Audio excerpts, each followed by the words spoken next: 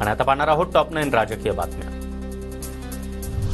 छत्रपती संभाजीनगरमध्ये भाजप आणि ठाकरे गटामध्ये राडा। दिशा सालियान प्रकरणावरून आदित्य ठाकरेंविरोधात भाजप कार्यकर्त्यांची घोषणाबाजीनंतर ठाकरे गट देखील आक्रमक।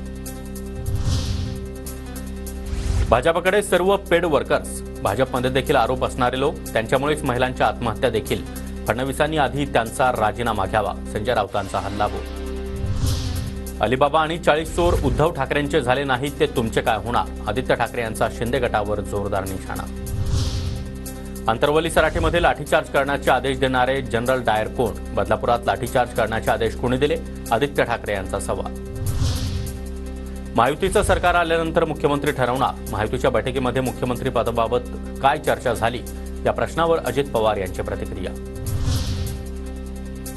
एका घटकाला काढून टाकायचं का, अशी महायुतीमध्ये चर्चा सुरू आहे। महाविकास आघाडीमध्ये एकमत आणि समन्वय, मैत्रीपूर्ण वातावरणामध्येच काम सुरू, पृथ्वीराज चव्हाण यांचा दावा।